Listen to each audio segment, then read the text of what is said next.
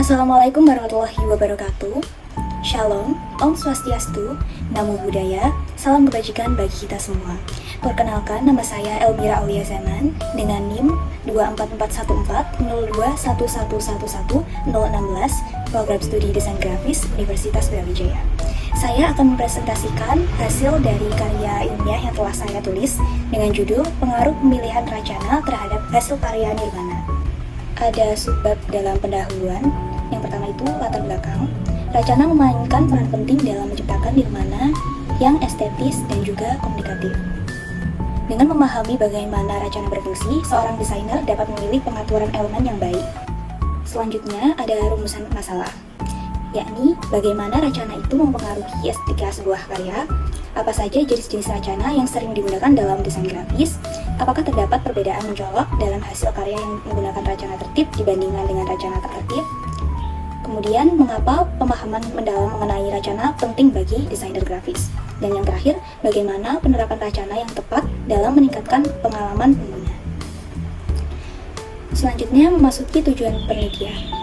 Yang pertama adalah menganalisis pengaruh racana terhadap estetika sebuah karya nirmana, mengidentifikasi jenis-jenis racana yang sering digunakan dalam desain grafis, membandingkan hasil karya yang menggunakan racana tertib dan tak tertib, menjelaskan pentingnya pemahaman mendalam mengenai racana bagi desainer grafis, dan yang terakhir menggambarkan bagaimana penerapan racana yang tepat dalam meningkatkan pengalaman pengguna dalam desain grafis. Adapun manfaat penelitian yang telah saya tulis, yakni pengalaman praktis, memberikan panduan bagi para desainer dalam memilih racana yang tepat. Kemudian ada manfaat teoritisnya, menambah wawasan mengenai pengaruh racana dalam desain grafis serta memberikan pemahaman mendalam mengenai jenis-jenis racana. Selain itu, penelitian ini dapat membantu mengidentifikasi bagaimana racana yang berbeda mempengaruhi persepsi audiens terhadap karya seni.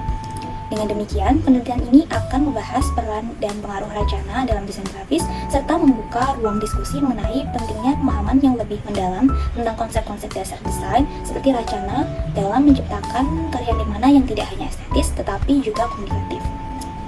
Selanjutnya adalah bab tinjauan pusaka. Yang pertama ada penelitian terdahulu. Jadi penelitian sebelumnya itu menekankan pentingnya pengaturan elemen visual untuk meningkatkan estetika dan komunikasi, tetapi belum mendalam. Jadi di sana tidak dijelaskan secara terperinci. Beberapa penelitian terdahulu itu masih fokus pada aplikasi prinsip desain secara umum, tanpa membahas secara mendalam tentang perbedaan efek yang ditimbulkan oleh jenis-jenis racana yang berbeda. Dengan adanya penelitian ini, maka itu nanti akan dapat mengisi gap antara literatur desain grafis dengan memberikan panduan praktis bagi desainer dalam memilih dan menerapkan jenis racana yang tepat berdasarkan tujuan komunikasi dan preferensi estetika audiens. Yang kedua ada konsep dasar nirmana. Jadi nirmana itu adalah studi tentang pengolahan elemen visual dasar seperti titik, garis, warna, dan ruang untuk menciptakan komposisi yang estetis tanpa keterikatan makna tertentu. Nirmana berasal dari bahasa Sanskerta yang artinya tanpa makna atau bebas dari makna. Yang ketiga ada prinsip desain. Prinsip desain seperti keseimbangan, irama, penekanan, dan kesatuan menjadi dasar penting dalam menciptakan karya nirmana yang estetis dan fungsional. Yang keempat, racana dalam karya nirmana. Racana baik tertib, semu tertib, maupun tidak tertib mempengaruhi struktur visual dan persepsi audiens terhadap karya nirmana. Misalkan, racana tertib itu cenderung garisnya perpaduannya matematis, jadi dia itu terukur dan dapat dihitung. Racana semu tertib, elemennya terstruktur dengan kebebasan tertentu. Racana tak tertib tidak terikat pada panduan atau struktur tertentu. Yang kelima adalah research through design. Pendekatan RTD memungkinkan desainer bereksperimen langsung dengan elemen desain untuk mengevaluasi pengaruh racana terhadap estetika dan fungsi dari karya tersebut. Langkah-langkahnya yang pertama ada identifikasi karya, kemudian menganalisis, dan kemudian mengembangkan. Jadi karya yang setelah dikembangkan itu dapat dievaluasi untuk mengetahui estetika serta fungsinya. Memasuki bab selanjutnya yakni metode penelitian. Jadi penelitian saya ini menggunakan jenis penelitian kuantitatif. Metode ini bertujuan untuk mengukur pengaruh jenis racana terhadap aspek estetika dan komunikasi dalam karya nirmana. Kemudian, data dan sumber data. Jadi saya menggunakan data primernya itu merupakan respon dari kuesioner 30 mahasiswa, yang mana dia itu mengambil program studi desain grafis, desain interior, desain produk, dan desain komunikasi visual. Kemudian data sekundernya saya itu menggunakan literatur. Yang ketiga, metode pengumpulan data. Jadi saya mengumpulkan data itu berdasarkan kuesioner digital melalui Google Form sebanyak 15 pertanyaan yang kemudian ditaruh di dalam spreadsheet. Jadi kayak dihubungkan gitu, rincian dan responnya langsung menjadi satu. Dan saya juga menggunakan studi pustaka. Kemudian data yang sudah terkumpul dalam spreadsheet itu diolah dan dianalisis dalam Microsoft Excel berupa statistik deskriptif dan analisis korelasi. Studi pustaka dilakukan dengan menganalisis referensi akademik untuk memperkuat landasan teori dan memahami konteks penelitian. Selanjutnya, memasuki bab hasil penelitian. Yang pertama, pengaruh Racana pada estetika karya. Jadi 70% responden itu setuju bahwa Racana tertib memberikan estetika. Jadi 4,5 dari skala 5.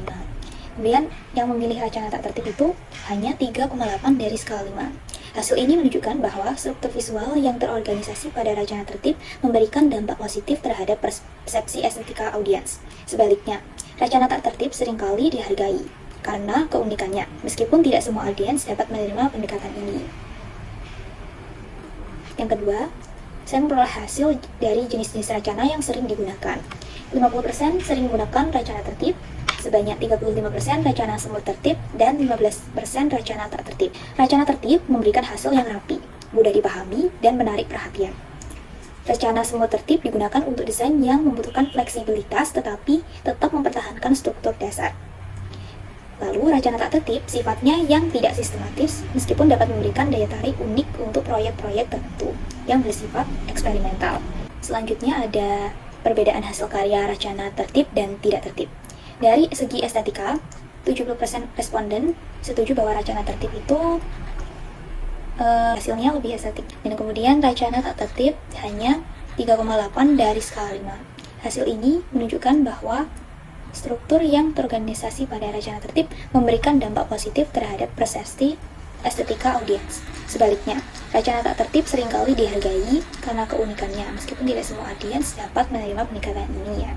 Selanjutnya adalah pentingnya pemahaman Racana bagi seorang desainer grafis. 80% responden setuju diperoleh grafik seperti ini, yang berarti penguasaan konsep Racana sangat penting dalam menciptakan desain yang memenuhi tujuan komunikasi. Dan ini adalah pembahasan yang terakhir mengenai penerapan Racana untuk meningkatkan pengalaman pengguna.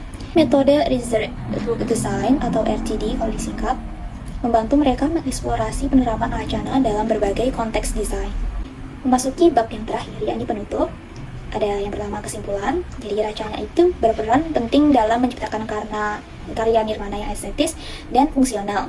Dengan Racana tertib memberikan struktur yang memudahkan audiens, sedangkan Racana tak tertib mendukung eksplorasi kreatif meski mengorbankan keterbacaan. Kemudian jenis Racana mencakup tertib, semu tertib, dan tak tertib. Dengan Racana tertib menjadi dominan untuk desain terstruktur, Racana semu tertib untuk fleksibilitas, dan Racana tak tertib untuk proyek-proyek yang bersifat eksperimental. Racana tertib unggul dalam keterbacaan, kesatuan, dan keseimbangan. Sementara Racana tak tertib menonjolkan keberanian visual, sehingga desainer perlu memahami penerapannya sesuai tujuan desain. Pemahaman mendalam tentang Racana memungkinkan desainer menciptakan karya yang estetis dan fungsional, sekaligus fleksibel dalam menyesuaikan desain dengan kebutuhan klien atau audiens. Penerapan Racana yang tepat meningkatkan pengalaman pengguna dalam desain digital. Dengan Racana tertib menciptakan navigasi intuitif, sedangkan Racana tak tertib perlu diterapkan hati-hati untuk menghindarkan kebingungan. Minusnya poin keterbacaannya. Dan saran saya untuk peneliti selanjutnya yang mungkin akan meneliti Racana dalam nirmana itu melibatkan desainer profesional, pendekatan kualitatif, dan studi preferensi budaya untuk memperluas pemahaman tentang Racana dalam berbagai konteks desain. Dengan begitu, maka penelitian yang telah saya lakukan ini dapat disempurnakan dan menambah pengetahuan bagi desainer ataupun orang lain yang ingin mengetahui tentang Racana dalam desain. Daftar pustaka yang saya gunakan ini yang kemudian saya jadikan sebagai metode pengumpulan data, yakni studi pustaka. Baik, sekian dari saya. Terima kasih. Wassalamualaikum warahmatullahi wabarakatuh.